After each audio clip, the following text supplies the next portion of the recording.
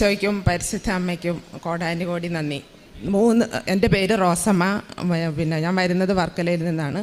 4 പ്രാവശ്യം ഞാൻ 3 പ്രാവശ്യം ഇവിടെ സാക്ഷ്യം പറയാൻ കയറിയിട്ടുണ്ട്.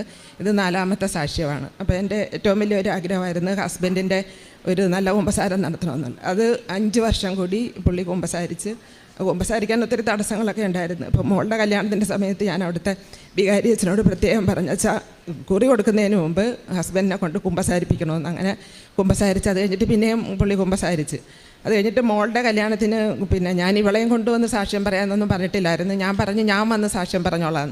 അത് കാരണം എനിക്ക് തടസ്സങ്ങളായിരുന്നു. കല്യാണത്തിൻ്റെ ഓരോന്നും ശരിയാകുന്നില്ല. നമുക്ക് ഇഷ്ടപ്പെടുന്ന അവർക്ക് ഇഷ്ടപ്പെടുന്ന അങ്ങനെ മാറിക്കൊണ്ടിരിക്കുമായിരുന്നു. അപ്പം ഞാൻ പിന്നെ മാതാവിൻ്റെ അടുക്കൽ പറഞ്ഞാൽ ഞാൻ മക്കളെയും കൂട്ടിക്കൊണ്ട് വന്ന് സാക്ഷ്യം പറഞ്ഞോളാം എന്ന് പറഞ്ഞു. അതോടുകൂടി ഞാനെന്ന് വെച്ചാൽ ഒരു ഡേറ്റും വെച്ച് ആ ഡേറ്റിന് തന്നെ അമ്മ അതിനകത്ത് എനിക്കൊരു പിന്നെ അടയാളം കാണിച്ചു തരണം എന്ന് പറഞ്ഞാൽ ആ ഡേറ്റിന് തന്നെ ഇപ്പം നടന്ന കല്യാണം മോൻ്റെ വീട്ടിൽ നിന്ന് അമ്മയൊക്കെ വന്ന് കാണാനായിട്ട് അവിടെ വന്നു. അപ്പം ഞാൻ ഓൺലൈനായിട്ട് ഞങ്ങളുടെ പിന്നെ അയൽവാസിയായിരിക്കുന്ന അവരുടെ മോളുടെ കല്യാണമൊന്നും നടക്കാതിരിക്കുമായിരുന്നു. അപ്പോൾ അവരെന്നോട് വന്നിച്ച് അവർ അന്യമതസ്ഥരാണ്. അവരെന്നോട് വന്നിച്ച് പറഞ്ഞപ്പോൾ ഞാൻ പറഞ്ഞ് ഒരു ഓൺലൈൻ ഉടമ്പടി എടുത്താൽ മതി, അപ്പോൾ എല്ലാം ശരിയാകുമെന്ന് പറഞ്ഞു. അങ്ങനെ അവളെ കൊണ്ട് ഓൺലൈൻ ഉടമ്പടി എടുപ്പിച്ച് 1 മാസം തികണതിന് മുമ്പേ അവരുടെ കല്യാണമൊക്കെ ശരിയായി. അപ്പോൾ അവൾ മോളിനേക്കാളും ഇളയതാണ്. അപ്പോൾ അവർക്ക് ഭയങ്കര മനപ്രയാസമായി. ചേച്ചിയല്ലേ, ഞാനല്ലേ പോയി ഇത്രയും നേരത്തെ ഉടമ്പടി എടുത്ത് എന്നിട്ട് എൻ്റെ ഒന്നും സാധിച്ചില്ല. ഞാൻ പറഞ്ഞത് സാരമില്ല, അത് മാതാവിന് ഓരോ സമയമുണ്ട്, ആ സമയം വരെ നമ്മൾ വെയിറ്റ് ചെയ്യണമെന്ന് പറഞ്ഞിട്ട് അവളുടെ കല്യാണം ഡിസംബർ 24 അപ്പോൾ ഞാൻ മാതാവിൻ്റെ അടുക്കൽ പറഞ്ഞു, അവളുടെ കല്യാണം ആദ്യം നടന്നോട്ടെ, എന്നാലേ ഞങ്ങൾക്ക് അവളെ നല്ലപോലെ ഹെൽപ്പ് ചെയ്യാൻ പറ്റത്തുള്ളൂ. പക്ഷേ ആ 24 എന്നുള്ള ഡേറ്റിന് അമ്മ എനിക്ക് വാക്കാലൊരു ഉറപ്പ് ഉള്ളൊരു ബന്ധം കാണിച്ചു തരണമെന്ന് പറഞ്ഞു. അങ്ങനെയാണ് ഇവർ വന്ന് ഈ കല്യാണം എല്ലാം ഉറപ്പിച്ചത്. അത് കഴിഞ്ഞിട്ട് പിന്നെ അച്ഛനൊരു പ്രാവശ്യം ഉടമ്പടി ധ്യാനത്തിനകത്ത് പറഞ്ഞ് ഓരോരുത്തരും നല്ല ആലോചന വന്നു കഴിയുമ്പോഴത്തേക്കും പിന്നെ സാക്ഷ്യം പറയാൻ വരത്തില്ല, ഇവിടെ വന്ന് പിന്നെ അച്ഛൻ്റെ അടുക്കൽ മെസ്സേജ് എടുക്കത്തൊന്നുമില്ലെന്ന് പറഞ്ഞു. അപ്പം ഞാൻ മെസ്സേജ് എടുക്കാൻ ഇവിടെ വന്നു. പക്ഷേ മോളില്ല, ഞാൻ പറഞ്ഞാൽ എനിക്ക് എടുക്കാൻ പറ്റിയില്ല മെസ്സേജ്. ഞാൻ ഒത്തിരി വിഷമിച്ച് പോയി. പക്ഷേ എനിക്കറിയായിരുന്നു എനിക്ക് മെസ്സേജ് എടുക്കാൻ പറ്റത്തില്ലല്ലോ, ഇത് അമ്മയുടെ ഇടപെടലാണെന്നുള്ള അറിയായിരുന്നു. അപ്പം ഒരു പ്രാവശ്യം ഉടമ്പടി ധ്യാനത്തിനകത്ത് അച്ഛൻ പറഞ്ഞ് പിന്നെ നല്ല ആലോചനകൾ വരുമ്പോഴത്തേക്ക് ആൾക്കാർ ഇവിടെ മെസ്സേജ് എടുക്കാൻ വരത്തില്ലെന്ന് പറഞ്ഞു. അപ്പോൾ എനിക്ക് ഭയങ്കര സങ്കടമായി. അപ്പോൾ ഞാൻ മാതാവിനോട് പറഞ്ഞു, അമ്മ ഇത് അമ്മ ഇടപെട്ടതാണ്, ഇത് ഈ ആലോചന വന്നിട്ടുണ്ടെങ്കിൽ അമ്മ എനിക്ക് ഇപ്പം തന്നെ എനിക്ക് അതിനൊരു അടയാളം കാണിച്ചു തരണമെന്ന് പറഞ്ഞു. പെട്ടെന്ന് ഞാൻ ദിവ്യകാരുണ്യ ഈശോയെ നോക്കിക്കൊണ്ടിരിക്കുമ്പം ആ ദിവ്യകാരുണ്യത്തിനകത്ത് കൂടി മാതാവ് പെട്ടെന്ന് മിന്നി മറയുന്നത് ഞാൻ കണ്ട്. അപ്പോൾ എനിക്ക് 100% ഉറപ്പായി ഇത് അമ്മയുടെ ഇടപെടൽ തന്നെയാണെന്നുള്ളത്. അല്ലെങ്കിലും എനിക്കറിയാമായിരുന്നല്ലോ പോലെ, എന്നാലും ഒരു അടയാളമായിട്ട് കാണിച്ചു തരണമെന്ന് പറഞ്ഞുകൊണ്ട് ഉടനെ അടയാളം കാണിച്ചു തന്നു. പിന്നെ എന്തെങ്കിലും തടസ്സം വരുമ്പോഴത്തേക്കും ഞാനിതുപോലെ പ്രത്യക്ഷീകരണ പ്രാർത്ഥന കൂടെ ചെല്ലും. ആ സമയത്ത് എല്ലാവരും കൂടി ഞങ്ങൾ ഒരു ദിവസം പള്ളിയിൽ പോയപ്പോൾ എല്ലാവരും വണ്ടിയിലിരിപ്പുണ്ട്. പക്ഷേ എനിക്ക് ഭയങ്കര സുഗന്ധാഭിഷേകമായിരുന്നു. മുല്ലപ്പൂവിൻ്റെ മണം എന്നെ നല്ലപോലെ ഇങ്ങനെ ഭയങ്കരമായിട്ട് വരുമായിരുന്നു.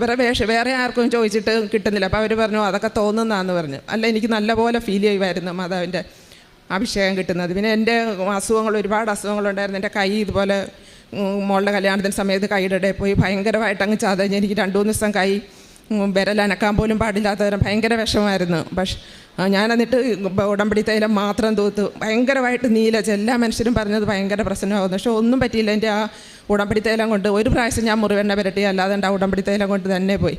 പിന്നെ എൻ്റെ ഫൈബ്രോയിഡിൻ്റെ പ്രശ്നങ്ങളുണ്ടായിരുന്നു. കുറേ മരുന്ന് കഴിച്ച്, എങ്കിലും അതെല്ലാം മാതാവ് അബോർഷനും കാര്യങ്ങളൊക്കെ ഞാൻ ചെയ്തിട്ടുള്ളതാണ്. എന്നിട്ടും അതെല്ലാം കംപ്ലീറ്റ് ആയിട്ട് മാറിയില്ലെങ്കിലും നല്ല പോലെ അത് ചുരുങ്ങി. എനിക്ക് ഒത്തിരി വ്യത്യാസം അതിനകത്ത് അനുഭവപ്പെടാനുണ്ട്.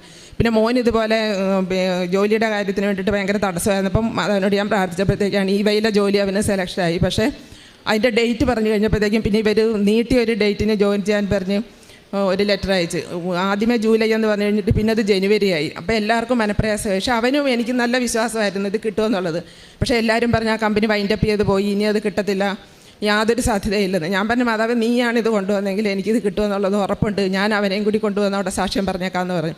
അങ്ങനെ ജോലിക്ക് ചെല്ലുമ്പോൾ ഇവിടെ എറണാകുളത്തൊരു കമ്പനിയിൽ ജോയിൻ ചെയ്ത് അത് കഴിഞ്ഞിട്ട് അവിടെ അവരെ പെർമനൻ്റ് ആക്കുന്ന സമയമായപ്പോഴത്തേക്കും പിന്നെ അവർ ഇവിടുന്ന് ഈ കമ്പനിയിൽ നിന്ന് വിളിക്കുന്നില്ല, ഈ വഴിയിൽ നിന്ന് ബാംഗ്ലൂരിൽ നിന്ന് വിളിക്കുമെന്ന് പറഞ്ഞിട്ട് വിളിക്കുന്നില്ല. അങ്ങനെ നല്ലപോലെ ഞാൻ 33 പ്രാവശ്യമൊക്കെ പ്രത്യക്ഷീകരണ പ്രാർത്ഥനയൊക്കെ ചൊല്ലി പ്രാർത്ഥിച്ച് അന്നിങ്ങനെ മാതാവിൻ്റെ അനുഗ്രഹം ഉണ്ടായി. അന്ന് അവിടുന്ന് വിളിച്ച് അവന് ഒരു വാക്ക് പറയടാ എന്നാണ് അവിടുന്ന് പറഞ്ഞത്.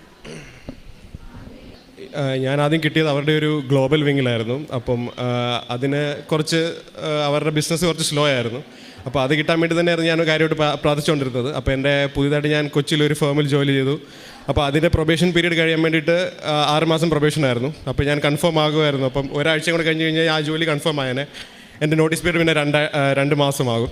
അപ്പം അതിന് തൊട്ട് മുമ്പ് കൃത്യം ഒരാഴ്ച ബാക്കിയുള്ളപ്പോഴാണ് എന്നെ ഇവയുടെ ഇന്ത്യയിലെ വിങ്ങിൽ നിന്ന് വിളിക്കുന്നത്. ആദ്യം കിട്ടിയിൽ നിന്നും വളരെ നല്ലൊരു പുതിയ ഓഫറും കിട്ടി. അതുകൊണ്ട് തന്നെ ഞാൻ പ്രൊബേഷൻ ബാക്കി നിൽക്കെ 2 ആഴ്ചത്തെ നോട്ടീസ് സെർവ് ചെയ്തു. അവിടുന്ന് മാറി ഇപ്പം ഞാൻ ബാംഗ്ലൂരാണ് മാതാവിൻ്റെ അനുഗ്രഹം കൊണ്ട് ജോലി ചെയ്യുന്നത്. ഒരുപാട് അനുഗ്രഹം കിട്ടിയിട്ടുണ്ട്. മാതാവിൻ്റെ അനുഗ്രഹത്താലാണ് എല്ലാം കിട്ടിയത്. പിന്നെ ചേച്ചിയുടെ ഹസ്ബൻഡ് ഇതുപോലെ ICUവിലായിരുന്നു. പെട്ടെന്ന് പുള്ളിക്ക് 80 വയസ്സായി, എന്നാലും പെട്ടെന്ന് അസുഖം കൂടി ICUവിലായി.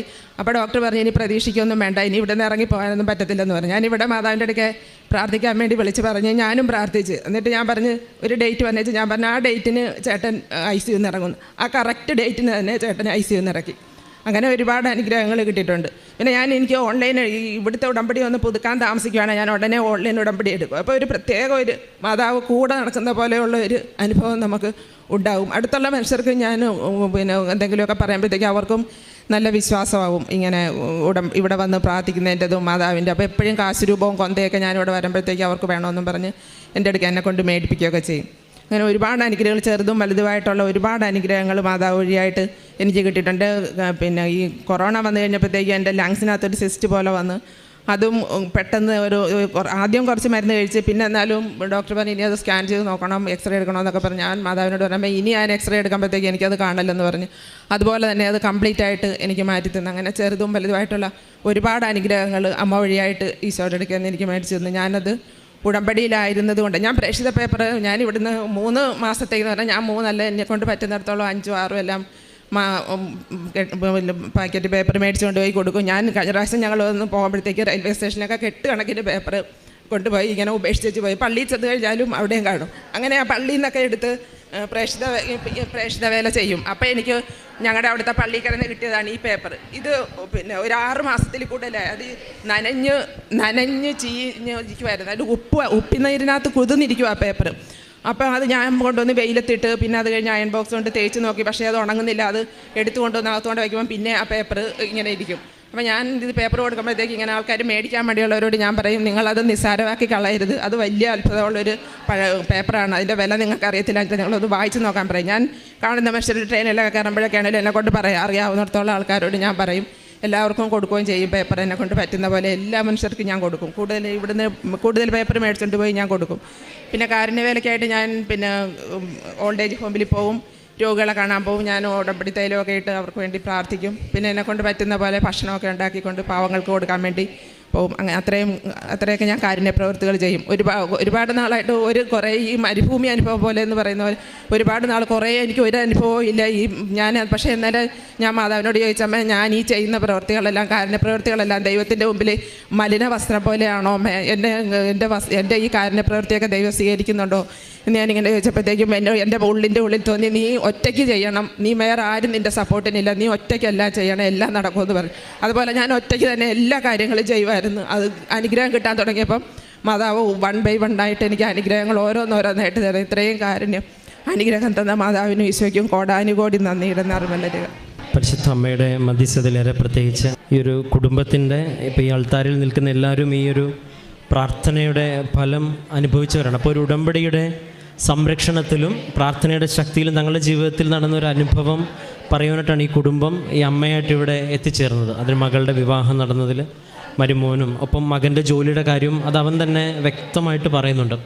അപ്പോൾ ഇതുപോലെ ഉള്ള സാക്ഷ്യങ്ങളാണ് നമ്മളും കൂടുതൽ ആഗ്രഹിക്കുന്നത്. കാരണം പ്രാർത്ഥിക്കുന്ന വ്യക്തിയും അതിനനുഭവം കിട്ടിയവർ ഒരുമിച്ച് അൾത്താരയിൽ വന്ന് ദൈവത്തിന് നന്ദി പറയുമ്പോഴാണ് അതിനൊരു പൂർണ്ണത ലഭിക്കുന്നത്. അപ്പം അതിൻ്റെ അർത്ഥം എന്ന് പറയുന്നത് ഇപ്പോൾ ഈ ഒരു കുടുംബം നിൽക്കുമ്പോൾ തന്നെ ഇവിടെ ഇഷ്ടംപോലെ കുടുംബങ്ങൾ വന്ന് സാക്ഷ്യപ്പെടുത്തുന്നുണ്ട്.